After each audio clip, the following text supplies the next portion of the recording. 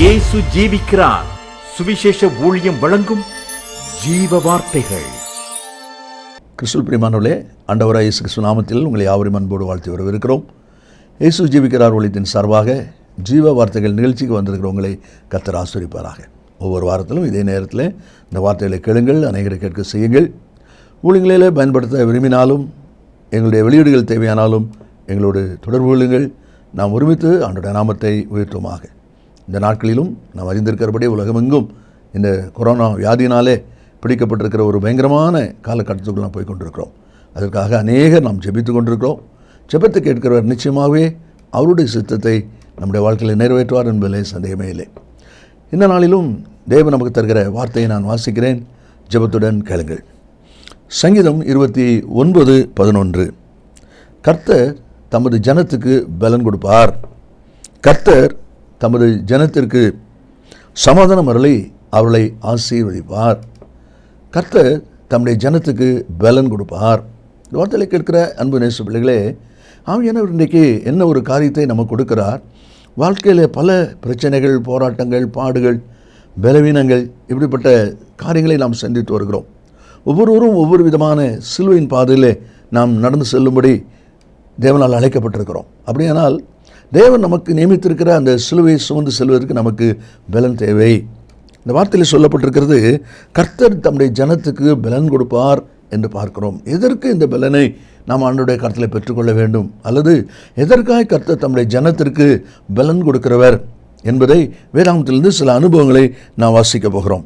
கிதியோனை பார்த்து ஆண்டவர் சொன்னார், உனக்கு இருக்கிற இந்த பலத்தோடே போ என்று சொன்னார். அப்படியானால் தேவன் தம்முடைய பிள்ளைகளாக நமக்கு அவருடைய பலனை தந்திருக்கிறார். இன்னும் அவர் நம்மை பலப்படுத்துகிற தேவனாகவும் இருக்கிறார் என்பதை நாம் பார்க்கிறோம். சங்கீதக்காரன் 84:5 சொல்லும் பொழுது சொல்கிறார், உம்மிலே பலன் கொள்ளுகிற மனுஷன் பாக்கியவான். உம்மிலே பலன் கொள்ளுகிற மனுஷன் பாக்கியவான். இந்த ஒரு அனுபவம் நமக்கு தேவை என்பதை நாம் அறிந்திருக்கிறோம். இதை தான் பவுல் தன்னுடைய வாழ்க்கையின் அனுபவத்தில் அவர் சொல்லுகிறார். பிலிப்பியர் 4:13, என்னை பலப்படுத்துகிற கிறிஸ்துவனாலே எல்லாவற்றையும் செய்ய எனக்கு பலன் உண்டு. அப்படியானால் கிறிஸ்து என்னை பலப்படுத்தவில்லை என்றால் என்னால் இந்த பாடு நிறைந்த, போராட்டம் நிறைந்த, பிரச்சனை நிறைந்த உலகத்தை நான் கடந்து செல்ல முடியாது. கிறிஸ்து என்னை பலப்படுத்தினால்தான் அதை நான் ஜெயிக்க முடியும் என்று சொல்லி அவர் சொல்வதை நாம் பார்க்கிறோம். இந்த நாளிலும் ஆண்டவர் நமக்கு கொடுக்கிற ஆலோசனை என்ன? கர்த்தர் தம்முடைய ஜனத்துக்கு பலன் கொடுப்பார். எதற்கு இந்த பலன் என்று சொல்லி வேதாகமத்திலிருந்து சில அனுபவங்களை நாம் வாசிக்க போகிறோம். முதலாவது, இந்த பகுதியை குறித்து நாம் வாசிக்கும் போது யோசேப்பினிடத்தில் நாம் இந்த கேள்வி கேட்டால், ஆண்டவர் உனக்கு எதற்கு பலன் கொடுத்திருக்கிறார் என்று சொல்லி கேட்போமானால் அவன் சொல்லுகிற பதிலை நாம் வாசிக்கிறோம். ஆதியாகமம் 39வது அதிகாரத்தில் 9வது வசனத்தில் நாம் வாசிக்கிறோம். அவன் போத்திபார் மனைவியிடத்திலே சொல்லும் பொழுது சொல்லுகிறான், இந்த வீட்டிலே என்னிலே பெரியவன் இல்லை, நீ அவருடைய மனைவியாக இருக்கிறபடியால் உன்னை தவிர வேறொன்றையும் அவர் எனக்கு விலக்கி வைக்கவில்லை. இப்படி இருக்க நான் இத்தனை பெரிய பொல்லாங்குக்கு உடன்பட்டு தேவனுக்கு விரோதமாய் பாவம் செய்வது எப்படி? அப்படியெல்லாம் என்ன சொல்லப்பட்டிருக்கிறது? யோசேப்பு என்ன சொல்லுகிறார்? கர்த்தர் எதற்கு என்னை பலப்படுத்தியிருக்கிறார்? பாவம் செய்யாதிருக்கும்படி. நம்மை சுற்றி பாவங்கள் நெருக்கி கொண்டிருக்கிறது, பாரங்கள் நெருக்கி கொண்டிருக்கிறது. அப்படிப்பட்ட ஒரு உலகத்தில் நாம் வாழ்ந்து கொண்டிருக்கிறோம். இதை அறிந்த யோசேப்பு சொல்லுகிறார், நான் பாவம் செய்யாதபடி கர்த்தர் என்னை பலப்படுத்துகிறார். இந்த வார்த்தை கேட்கிற அன்பு நேச பிள்ளைகளே, உங்களுடைய வாழ்க்கையிலும் கூட இந்த வார்த்தையின் அனுபவம் எவ்விதமாக இருக்கிறது என்பதை நீங்கள் யோசித்து பாருங்கள். ஏனென்றால் சங்கீதக்காரன் தன்னுடைய சங்கீதத்திலே சொல்லும் பொழுது 19ஆம் அதிகாரம் 12வது வசனத்திலே, பாவம் என்னை ஆண்டு உள்ள ஒட்டாதிரும் என்று சொல்கிறான். பாவம் என்னை ஆண்டு உள்ள ஒட்டாதிரும். ஏனென்றால் அப்படிப்பட்ட ஒரு பயங்கரமான ஒரு பாவம் நிறைந்த உலகத்தில் நாம் வாழ்ந்து கொண்டிருக்கிறோம். அதே சங்கீதக்காரன் சொல்கிறார் 40:12, தீமை என்னை சூழ்ந்து கொண்டது.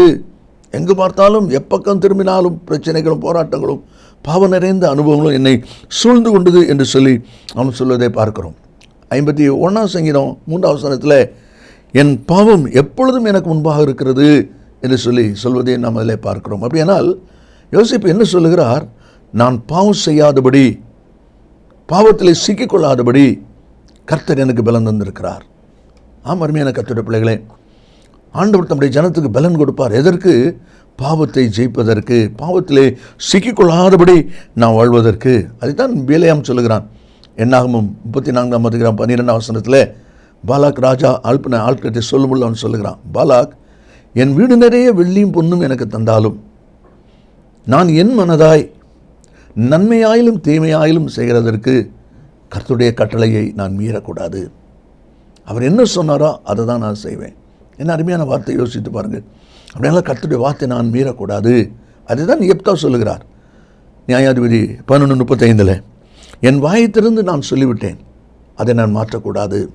அப்படியானால் பாவம் செய்யாதிருக்க, அதை ஜெயிப்பதற்கு கர்த்தர் எனக்கு பலன் தந்திருக்கிறார் என்று சொல்லி அவன் சொல்வதை பார்க்கிறோம்.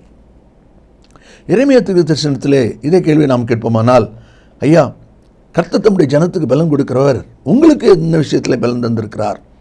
அவர் சொல்லுகிறார், எரேமியா 10வது அதிகாரம் 19ஆம் வசனத்தில், ஐயோ, நான் நொறுக்கப்பட்டேன், என் காயம் கொடிதாக இருக்கிறது, ஆனாலும் இது நான் சகிக்க வேண்டிய என் நோய். என்ன சொல்லுகிறார்? சகிப்பதற்கு எனக்கு பலன் தருகிறார், சகிப்பதற்கு எனக்கு பலன் தருகிறார். இந்த வார்த்தை கேட்கிற அன்பு நேச பிள்ளைகளே, உங்களுடைய குடும்ப வாழ்க்கை யோசித்து பாருங்கள், அலுவலகத்தை யோசித்து பாருங்கள், நீங்கள் செயல்படுகிற மக்கள் மத்தியில் யோசித்து பாருங்கள். இந்த சகிக்கிற தன்மை இல்லாததினால் எத்தனை குடும்பங்கள் சிதைந்து சின்ன பின்னமாய் கிடக்கிறது. அநேக சமயங்களில் அநேகர் கவுன்சிலிங் சொல்லுகிறார்கள், அதற்காக வருகிறார்கள். காரணம், சகிக்கக்கூடிய தன்மை இல்லாததுனால, ஒருவரை ஒருவர் பொறுத்து போக முடியாததுனால பல குழப்பங்கள் வாழ்க்கையில். எரேமியா சொல்லுகிறார், ஆண்டவர் எனக்கு பலன் கொடுக்கிறார். எதற்கு? சகிப்பதற்கு. இன்றைக்கு இந்த வார்த்தையை கேட்டுக்கொண்டிருக்கிற அன்பு நேச பிள்ளைகளே, உங்களுடைய வாழ்க்கையிலும் கூட, உங்களுடைய குடும்பத்தில், வேலை செய்கிற ஸ்தலங்களிலே உங்களுக்கு விரோதமாய் காரியங்கள் எழும்பி வரும்பொழுது அதை எவ்விதமாய் சகிக்க உங்களால் முடிகிறது என்பதை யோசித்து பாருங்கள். ஆண்டவர் தம்முடைய ஜனத்துக்கு பலன் கொடுப்பார். எதற்கு? சகிப்பதற்கு. சகிப்பதற்கு. அன்பு சகலத்தையும் தாங்கும், சகலத்தையும் நம்பும், சகலத்தையும் சகிக்கும் என்று சொல்லி நம்ம வாசிக்கிறோமே. அதே ஆசீர்வாதத்தை பெற்றுக்கொள்வதற்கு இன்றைக்கி தேவனுடைய பிள்ளைகளை நாமும் அதற்கு ஆயத்தப்பட தேவன் நம்மை அழைத்திருக்கிறார். தாவீது சொல்கிறார், 2 சாமுவேல் 16வது அதிகாரம் 10வது வசனத்தை நான் வாசிக்கும் போது, சிமி அப்படிங்கிற மனுஷன் அவனுக்கு விரோதமாய் பேசுகிற பொழுது அவன் என்ன சொல்கிறான் பாருங்கள். அவன் என்னை தூசிக்கட்டும், தாவீதை தூசிக்க வேண்டும் என்று கர்த்தர் அவனுக்கு சொன்னார். ஆகையால் ஏன் இப்படி செய்கிறாய் என்று கேட்கத்தக்கவன் யார்? தேவையில்லாமல் தூசிக்கிறான், பயங்கரமாக தூசிக்கிறான். அவனோடு கூட சேர்ந்தவங்க சொல்கிறாங்க, ஒரு வார்த்தை சொல்ல அவனை பிடிச்சி கொண்டு வரோம். ஆனால் தாவீது சொல்கிறாரு, கர்த்தர் அவனுக்கு சொல்லியிருக்கிறார், ஆகையால் தூசிக்கிறான். எவ்வளவு எளிதாக அந்த வார்த்தையை தாவீது சொல்கிறான் பாருங்கள். ஏன் இப்படி சொல்ல முடியுது? தேவனிடத்தில் சகிக்கிற அந்த பலனை தாவீது பெற்றிருக்கிறார். இந்த வார்த்தை கேட்கிற அன்பு நேச பிள்ளைகளே, உங்களுக்கு விரோதமாய் பேசுகிறார்களா? காரணமில்லாமல் உங்களுக்கு விரோதமாய் குற்றம் சாட்டுகிறார்களா? நீங்கள் அதை எவ்விதமாய் சகித்து பொறுத்து பொறுமையோடு வருகிறீர்கள்? ஒருவேளை மனுஷ பலத்தினால் இது முடியாது, நிச்சயமாய் முடியாது. அதுக்கு தான் கர்த்தர் பலப்படுத்துகிறார். சகிப்பதற்கு இன்றைக்கு நமக்கு பலம் தேவை.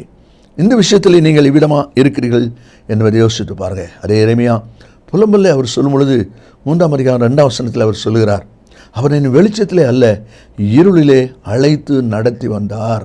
போகிற பாதை இருளின் பாதையானாலும் வெளிச்சத்தின் பாதை இல்லாமல் இருந்தாலும் என்னை நடத்துகிறவர் கர்த்தர் என்கிற அந்த நிச்சயம் அவர்களை இருக்கிறபடினால் அதை இருளின் பாதையும் சகித்து செல்வதற்கு அவருக்கு பலன் உண்டாகிறது. அதை தான் அதில் சொல்வதை நாம் பார்க்கிறோம். சங்கீதம் 66:12 நாம் வாசிப்போமானால், மனுஷரை எங்கள் தலையின் மேல் ஏறி இருக்க பண்ணினீர் என்று சொல்லுகிறான்.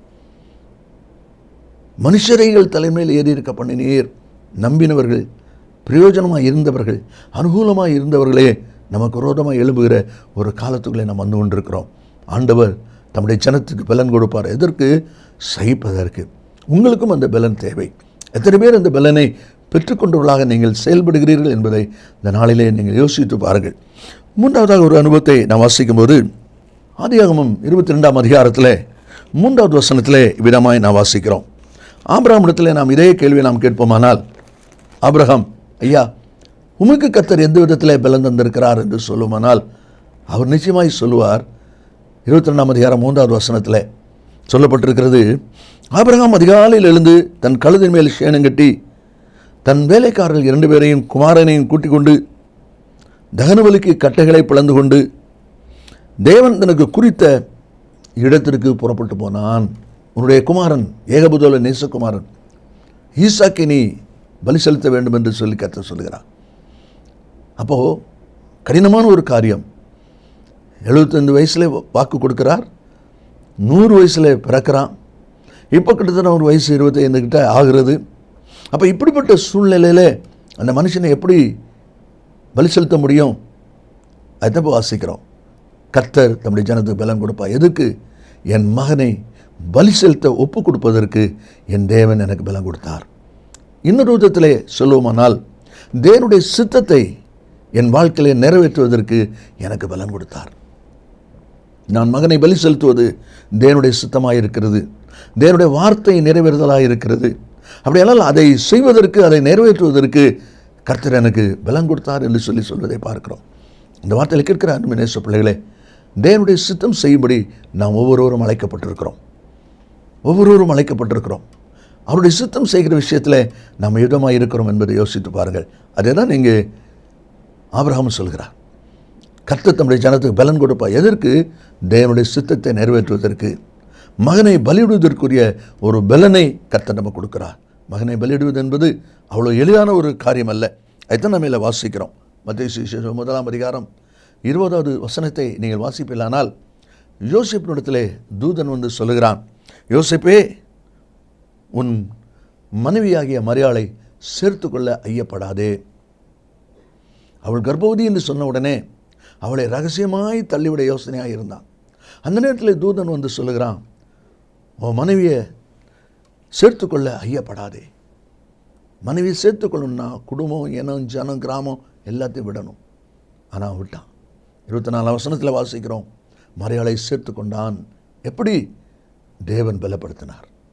தேவன் பலப்படுத்தினால்தான் தேவனுடைய சித்தத்தை நாம் செய்ய முடியும். குடும்பத்திலே, ஸ்தலங்களிலே, ஜனத்தின் மத்தியிலே பல எதிர்ப்புகள் நமக்கு உண்டாகலாம்.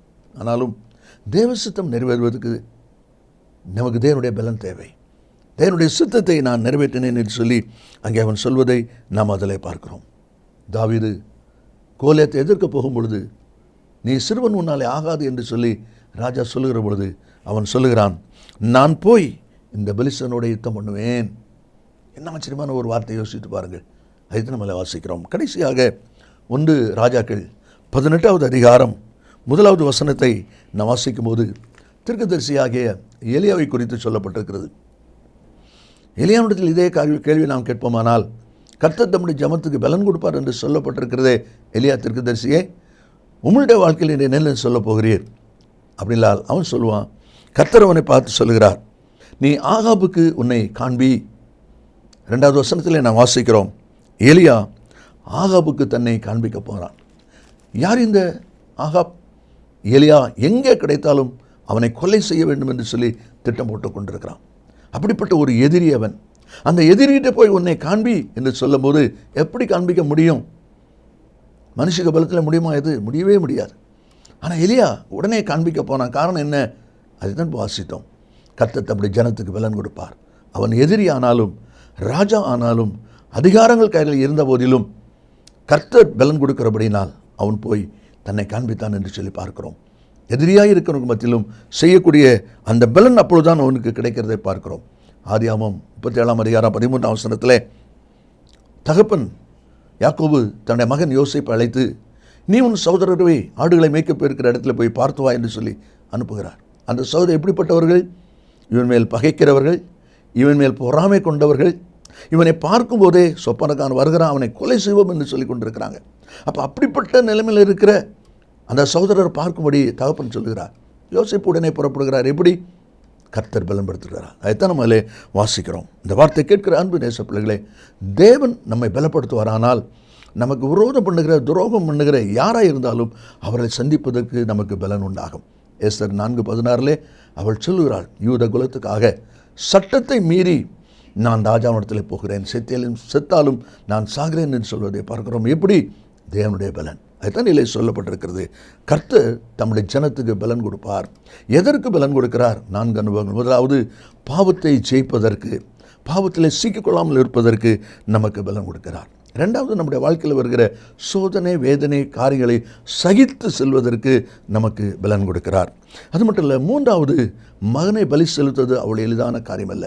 அதுதான் தேவனுடைய சித்தமாக இருக்கிறபடினால் அந்த சித்தத்தை நிறைவேற்றுவதற்கு தேவன் பலன் கொடுக்கிறார். அதே போல் கடைசியிலே ஆகாப் எதிரியாக இருந்தாலும் அவனை சந்திக்க வேண்டும் என்று சொல்லி கர்த்தர் சொல்லும் பொழுது அதை சந்திக்க புறப்படுகிறானே, அது தேவனுடைய பலன். இந்த வார்த்தை கேட்கிற அன்பு நேச பிள்ளைகளே, நீங்களும் தேவனால் பலப்படுத்தப்பட்டவர் தானா என்பதை சிந்தித்து பாருங்கள்.